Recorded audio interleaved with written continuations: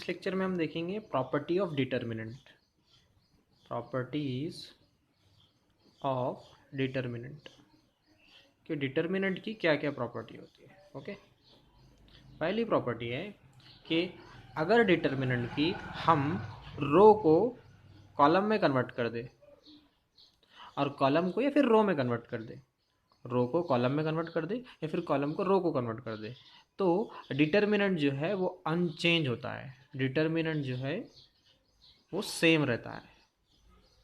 ठीक है, इसको अंडरस्टैंड करने के लिए एक एग्जांपल लेते हैं हम। 3 2 5 -7। ठीक है, ये रो है इसके और ये कॉलम है। ओके, तो हम क्या करते हैं, रो को कॉलम बना देते हैं और कॉलम को रो बना देते हैं। ठीक है, तो ये रो है हमारी पहली रो 3 और 2, उसको हम कॉलम कर देते हैं। ठीक है, ये दूसरी रो है 5 -7, उसको हम दूसरा कॉलम कर देते हैं। तो जब ऐसा होगा तो डिटर्मिनेंट सेम रहेगा, इसका भी आंसर वही रहेगा, इसका भी आंसर वही रहेगा। इसको हम चेक करते हैं। ठीक है, मल्टीप्लाई डिटर्मिनेंट सॉल्व करते हैं। -7 × 3 -2 × 5।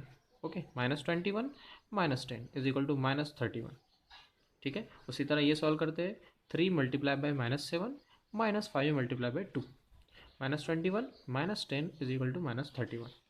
ठीक है, तो हमने रो को कॉलम बना दिया था और जो यहाँ पर कॉलम थे वो हमने यहाँ पर रो कर दिए। दोनों हम एरो बता सकते हैं, अगर रो को हम कॉलम कर रहे हैं या फिर कॉलम को रो कर रहे हैं तो डिटर्मिनेंट जो है वो अनचेंज रहेगा, मतलब सेम हमको मिलेगा।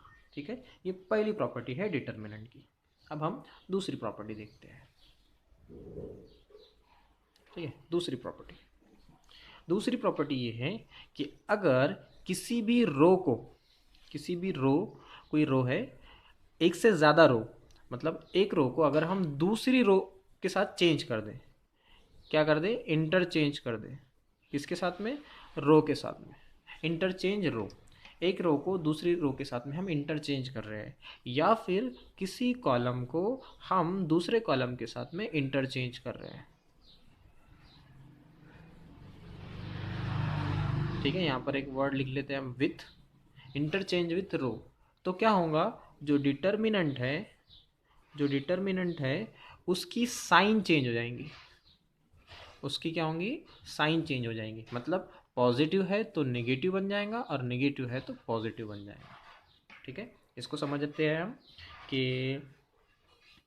एक डिटर्मिनेंट लेते हैं, ऊपर वाला ही एग्जांपल लेते हैं हम। ओके, उसी को हम समझते हैं कि एग्जांपल है हमारा 3 2 5 -7। ठीक है, अब हमको कोई रो लेना है जिसको रो के साथ इंटरचेंज करना है। इससे पहले हमने क्या किए थे, रो को कॉलम बना दिए थे, लेकिन अब हम क्या कर रहे हैं, एक रो को दूसरी रो के साथ बदल दे रहे हैं। तो ये पहली रो है, इसको हम दूसरी रो कर देंगे और जो दूसरी रो है उसको पहली रो कर देंगे। मतलब 5 -7, देखो यहाँ पर ये दूसरी रो थी, उसको हमने फर्स्ट रो कर दिया, और जो फर्स्ट रो है उसको हम सेकंड रो कर देते हैं। तो हमने एक रो को दूसरे रो के साथ इंटरचेंज कर दी। ठीक है, तो इससे क्या होगा कि जो डिटर्मिनेंट है उसकी साइन चेंज हो जाएंगी। अगर ये पॉजिटिव आता है तो ये नेगेटिव आएगा, और अगर ये नेगेटिव आता है तो ये पॉजिटिव आएगा। ठीक है, तो देखते हैं सॉल्व करके इसको। तो 3 -7, ओके, 2 × 5 तो -21 -10 = -31। ठीक है, ये -31 आया, अब ये +31 आने वाला है। ठीक है, 5 × 2 माइनस इन ब्रैकेट -7 × 3। ठीक है, देखो यहाँ पर माइनस साइन जो है ये 7 का है और ये माइनस हमारा फार्मूले का है। तो 5 × 2 10, माइनस माइनस प्लस हो जाएगा, ये 21 आ जाएगा और फिर हमको आंसर मिलता है 31। ठीक है, तो इस तरह हमने यहाँ पर चेक किया कि अगर एक रो दूसरे रो के साथ चेंज करते हैं और दूसरी रो पहले रो के साथ चेंज कर देते हैं, इंटरचेंज होता है, तो डिटर्मिनेंट जो है साइन के साथ में चेंज होगा। पॉजिटिव है तो नेगेटिव, नेगेटिव है तो पॉजिटिव। उसी तरह आपको एक क्वेश्चन सॉल्व करना है, मैं आपको इस पर एक क्वेश्चन देता हूँ। एक डिटर्मिनेंट है 3/3 का। ओके, 1 2 4 3 7 -2 -1 0 3। ठीक है, इसको आपको सॉल्व करना है। इसका आंसर जो है 35 आता है। इसको सॉल्व करने के बाद इसका आंसर 35 आता है। अब हम क्या करते हैं, किसी भी रो को दूसरी रो के साथ चेंज करते हैं। ठीक है, तो ये जो पहली रो है इसको हम दूसरी रो बना देते हैं और जो दूसरी रो है उसको पहली रो बना देते हैं। तो 3 7 -2 1 2 4 -1 0 3, तीसरी रो हमने जैसे का वैसे रखा। ओके, तो फिर जब हम इसको सॉल्व करेंगे तो इसका आंसर -35 आता है। ये आपको चेक करना है, ये मैंने आपको जस्ट नंबर बता दिया ताकि आपको कोई मिस्टेक ना हो। तो ये आपको होमवर्क है दोनों क्वेश्चन, इसको आपको सॉल्व करना है। आंसर 35 आपको टैली करना है, मैंने जस्ट टैली करने के लिए आपको नंबर बता दिए ये। ओके, तो इसका आंसर 35 आता है जबकि इसका आंसर -35 आता है। ओके, उसी तरह आप एक कॉलम को दूसरे कॉलम से इंटरचेंज करना है। ये जो कॉलम है इसको आप फर्स्ट कर देना और जो फर्स्ट कॉलम है उसको सेकंड कर देना। इस तरह आप इंटरचेंज करना है और वो भी आपको टैली करना है। ठीक है, तो इस तरह आपको ये होमवर्क रहेगा। डिटर्मिनेंट की तीसरी प्रॉपर्टी है कि अगर अगर कोई दो रो, टू रो या फिर कॉलम, कोई रो और कॉलम या आइडेंटिकल होते हैं। आइडेंटिकल मतलब एक जैसे। ठीक है, अगर कोई दो रो और कोई दो कॉलम अगर आइडेंटिकल होते हैं तो डिटर्मिनेंट, उसका डिटर्मिनेंट जो है वो ज़ीरो होगा। ठीक है, आइडेंटिकल किस तरह है वो हम देखेंगे एग्जांपल के ज़रिए। ओके, एक डिटर्मिनेंट मैं लिख रहा हूँ यहाँ पर 3 0 7 1 2 1 1 2 1। ठीक है, देखो यहाँ पर जो दो रो है बिल्कुल आइडेंटिकल है, एक जैसे है। ओके, तो इसका जो डिटर्मिनेंट है वो ज़ीरो होगा। हम इसको सिंपली जिस तरह डिटर्मिनेंट 3/3 सॉल्व करते हैं उस तरह कर सकते हैं। 3 लेना है, ये कॉलम ये रो छोड़ दे, इन दोनों का डिटर्मिनेंट इन चारों का डिटर्मिनेंट निकाले, इसको इससे मल्टीप्लाई करो, इसको इससे मल्टीप्लाई करो, दोनों में सब्ट्रैक्शन करो, फिर माइनस लिखो 0, फिर ये रो ये कॉलम छोड़ दो। चलो हम सॉल्व करते हैं। 3 in bracket 2 × 1 -1 × 2 minus second number जब भी आता है उसको माइनस लिखते हैं। 0 वो रो वो कॉलम छोड़ दो, 1 × 1 -1 × 1। ठीक है, ये इसको इससे मल्टीप्लाई की, इसको इससे मल्टीप्लाई की, +7 इन ब्रैकेट 2 × 1 -1 × 2। ठीक है, तो देखो ये 2 - 2 आ रहा है, 3 इन ब्रैकेट 2 - 2 ज़ीरो आने वाला। ये तो मल्टीप्लिकेशन में ज़ीरो है, पूरा ही ज़ीरो आ जाएगा। +7 फिर ये 2 - 2 आ रहा है, ये फिर से ज़ीरो आएगा। ओके, तो हमको यहाँ पर ज़ीरो, यहाँ पर भी ज़ीरो, फाइनली ज़ीरो मिलेगा। ओके, तो किसी भी डिटर्मिनेंट के अगर दो रो या फिर दो कॉलम एक जैसे होते हो, नंबर एक जैसे हो, आइडेंटिकल का मतलब इस तरह, ठीक है, सेम हो बिल्कुल, तो उसका डिटर्मिनेंट ज़ीरो आता है। ओके, चौथी प्रॉपर्टी है इसकी कि अगर डिटर्मिनेंट में कोई भी रो या फिर कॉलम, कोई भी रो या कॉलम किसी के नंबर के मल्टीपल हो, किसी के नंबर के मल्टीपल हो, कोई भी रो, एक हम ले ले 1 रो और 1 कॉलम के नंबर के मल्टीपल हो, के टाइम्स मल्टीपल हो। ओके, तो जो डिटर्मिनेंट रहेगा, डिटर्मिनेंट जो रहेगा वो भी के टाइम मल्टीपल्स रहेगा। किसके? जो हम वो कांस्टेंट निकालने के बाद देखेंगे, तो जो डिटर्मिनेंट है वो भी उसका के टाइम्स मल्टीपल रहेगा। ठीक है, इसको हम समझते हैं कि मैं एक डिटर्मिनेंट लेता हूँ 2 4 -2, ओके, 1 3 -1 2 1 0। इस तरह मैंने यहाँ पर एक डिटर्मिनेंट लिखा। ठीक है, और मैं फर्स्ट रो को गौर कर रहा हूँ कि यहाँ पर ये 2 के मल्टीपल्स है। देखो 2 है, यहाँ पर 4 है, ये -2 है, तो यहाँ से मैं 2 2 2 कॉमन निकाल सकता हूँ। ओके, तो मैं क्या करता हूँ, 2 को यहाँ से कॉमन निकालता हूँ और 1 2 -1 1 3 -1 2 1 0। ठीक है, तो ये 2 तीनों जगह से हमने बाहर निकाले, फिर डिटर्मिनेंट क्या बच गया हमारा ये, तो हमने यहाँ से 2 बाहर निकाले।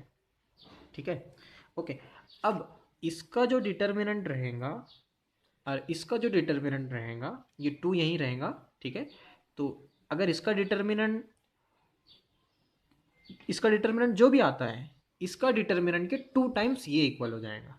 ठीक है, देखो हम इसे सॉल्व करते हैं और देखते हैं किस तरह ये फॉलो करता है। तो इसका डिटर्मिनेंट जब हम सॉल्व करेंगे तो इसका डिटर्मिनेंट हमको मिलता है 2 इन ब्रैकेट 0 + 1। मैं थोड़ा फास्ट कर रहा हूँ इसको ताकि हमारा, आप ये मल्टीप्लिकेशन कर लेना। ठीक है, मैं रफली यहाँ पर लिख रहा हूँ। इसको हम सॉल्व करते हैं तो इसका आंसर आता है 4। ठीक है, उसके बाद जब इसका डिटर्मिनेंट हम सॉल्व करते हैं, इसका डिटर्मिनेंट हम जब सॉल्व करते हैं तो 1 in bracket 0 + 1, -2 in bracket 0 + 2 -1 in bracket 1 -6। इसको सॉल्व किए तो ये आंसर आता है 2। तो देखो यहाँ पर हमने फर्स्ट रो 2 के मल्टीपल्स थी, अगर ये 2 को इस 2 से हम मल्टीप्लाई करें तो क्या आ रहा है, 4 आ रहा है। तो मतलब ये हुआ कि फर्स्ट रो 2 के मल्टीपल थी, इसलिए अगर हम वो 2 वहाँ से बाहर निकालते हैं तो जो इसका डिटर्मिनेंट रहेगा वो भी इस 2 के मल्टीप्लिकेशन के इक्वल रहेगा। ठीक है, तो ये हमारी चौथी प्रॉपर्टी थी। ठीक है, अब हम पांचवी प्रॉपर्टी देखते हैं कि क्या है। पांचवी प्रॉपर्टी ये बोलती है हमको कि अगर कोई भी रो में या फिर कॉलम में, वन रो या फिर कॉलम में अगर नंबर्स को आप एडिशन में रिप्रेजेंट कर रहे हैं, अगर वो एडिशन में हो तो उनके डिटर्मिनेंट भी एडिशन में आप रिप्रेजेंट कर सकते हो। ठीक है, किस तरह के, अगर मैं एक डिटर्मिनेंट लिख रहा हूँ generalise a1 + x1 b1 + y1 c1 + z1। Okay, उसके बाद यहाँ पर लिख रहा हूँ मैं a2 और यहाँ पर लिख रहा हूँ a3, यहाँ पर b2 b3 c2 c3। तो पहली रो जो है वो दो नंबर का सम है, तो हम इसको सेपरेट डिटर्मिनेंट भी लिख सकते हैं। इस तरह जैसा मैं यहाँ पर लिख रहा हूँ, देखो मैंने यहाँ पर क्या किया, जो फर्स्ट वाली टर्म है उसको एक डिटर्मिनेंट में डाल दिया और दूसरी वाली जो टर्म है x1 y1 z1, x1 y1 z1, उसको मैं दूसरे डिटर्मिनेंट में डाल रहा हूँ और इन दोनों की सम लिख रहा हूँ कुछ इस तरह। ठीक है, तो हमको ये बताता है कि अगर किसी भी रो की जो नंबर्स है, एलिमेंट्स है, अगर आप उसको सम में रिप्रेजेंट कर रहे हो तो उनको इंडिविजुअली जो है तो आप सेपरेट कर सकते हो in the form of determinant. Determinant के फॉर्म में जो है तो आप उसको उनको सेपरेट लिख सकते हो। ओके, इसी पर बेसिक एग्जांपल देखेंगे हम कि एक डिटर्मिनेंट है हमारे पास 7 3 6 1 2 0 -2 3 1। ओके, ये हमारे पास डिटर्मिनेंट है। इसको जो है हम क्या करते हैं, एडिशन के फॉर्म में लिखते हैं। किस तरह, 7 को हम लिखते हैं 4 + 3, उसके बाद 3 को लिखते हैं 1 + 2, उसके बाद 6 को लिखते हैं 3 + 3, बाकी जैसा का वैसा। ठीक है, इस तरह। तो हम इन दोनों को आप सेपरेट कर सकते हैं। कैसा, 4 1 3 1 2 0 -2 3 1, ये एक, प्लस दूसरा 3 2 3 1 2 0 -2 3 1, इस तरह। ओके, तो हमने क्या किया यहाँ पर, ये एक नंबर जो थे उनको एडिशन के फॉर्म में लिखा और फिर उनको दोनों को सेपरेट डिटर्मिनेंट लिखा। तो इस तरह ये वेरीफाइड करेगा। तो आपको पहले इसका डिटर्मिनेंट सॉल्व करना है, कितना आता है चेक करना है, फिर इसका डिटर्मिनेंट और इसका डिटर्मिनेंट की वैल्यू, फिर दोनों की सम करना है। तो वो ये वेरीफाई करेगा कि इसका डिटर्मिनेंट इन दोनों के डिटर्मिनेंट की सम के इक्वल है। ठीक है, तो आपको ये चेक करना है। ठीक है, लास्ट इसकी प्रॉपर्टी है 6 नंबर की प्रॉपर्टी डिटर्मिनेंट की, कि अगर कोई डिटर्मिनेंट है, ठीक है, कुछ इस तरह 3 2 1 0 5 2 1 4 3, ठीक है, कुछ इस तरह डिटर्मिनेंट है, तो हम अगर इस तरह ऑपरेशन परफॉर्म करते हैं कि किसी भी एक रो में हम दूसरी रो के सब मल्टीपल ऐड करते हैं। जैसे मैं जब मैंने सेंटेंस बोला कि किसी भी एक रो में हम दूसरी रो के मल्टीपल ऐड करते हैं, जैसे उस ऑपरेशन को मैं लिखता हूँ यहाँ पर R1 इम्प्लाइज R1 + 2R2। तो हम क्या कर रहे हैं, R1 की जगह पे लिख रहे हैं R1 + 2R2। तो जो दूसरी रो के एलिमेंट है उसको हम 2 से मल्टीप्लाई कर रहे हैं और उसमें हम R1 ऐड कर रहे हैं। तो मतलब 3 में मैं क्या ऐड करूँगा, 0 को मैं 2 से मल्टीप्लाई करूँगा और वो ऐड करूँगा। तो इस तरह हम ऑपरेशन परफॉर्म कर रहे हैं। ओके, तो जब आप कुछ भी इस तरह का ऑपरेशन इस डिटर्मिनेंट में अप्लाई करते हैं तो उसका डिटर्मिनेंट सेम होता है, उसका डिटर्मिनेंट सेम होता है, इस तरह का कोई भी ऑपरेशन। ठीक है, तो ये ऑपरेशन हम इसके ऊपर अप्लाई करते हैं, फिर हमको डिटर्मिनेंट क्या मिलता है मैं आपको बताता हूँ। डिटर्मिनेंट हो जाएगा हमारा R1 इम्प्लाइज कर रहा है, मतलब R1 पे ऑपरेशन हो रहा है, R2 और R3 जैसे कि वैसे रहेंगे, ठीक है।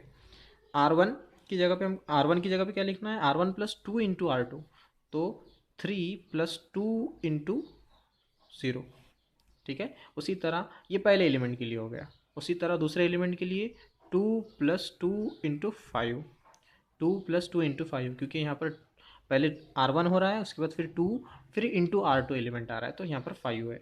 उसके बाद फिर यहाँ पर क्या आ जाएगा लास्ट में, 1 प्लस 2 इंटू 2, क्योंकि यहाँ पर 2 एलिमेंट है, ओके। तो हमने इसको थोड़ा सा एक्सपांड करके लिखना था ताकि यहाँ प्रॉपर जगह मिले हमको। तो लास्ट एलिमेंट रहेगा 1 प्लस 2 इंटू 2, ओके। तो इस तरह हम कोई भी एक ऑपरेशन इस तरह परफॉर्म करें, मैंने यहाँ पर जस्ट एग्जांपल लिया R1 R2 और 2 की, आप कोई भी नंबर ले सकते हैं इस तरह, R3 प्लस या फिर माइनस 3R2 3R1 3R3, तो इस तरह कोई भी हम ऑपरेशन परफॉर्म करेंगे तो डिटर्मिनेंट सेम रहेगा, ठीक है। तो फिर इससे हमको डिटर्मिनेंट मिलता है 3, उसके बाद 2 इंटू 5 है, ये 10 हो जाएगा, प्लस 2 12, फिर ये 5 हो जाएगा, 0 5 2 1 4 3। तो इसका डिटर्मिनेंट और इसका डिटर्मिनेंट सेम रहेगा, तो आपको ये भी सॉल्व करना है। 3/3 का डिटर्मिनेंट, ये वैल्यू देखना है क्या आती है, वही वैल्यू इसकी आना चाहिए। तो हम कहेंगे कि अगर हम किसी भी डिटर्मिनेंट पे इस तरह का कोई ऑपरेशन परफॉर्म करते हैं तो हमको डिटर्मिनेंट सेम मिलता है, ठीक है। तो इस तरह आपको ये होमवर्क है, ये सारा आपको लिखना है और इसको प्रॉपरली सॉल्व करना है।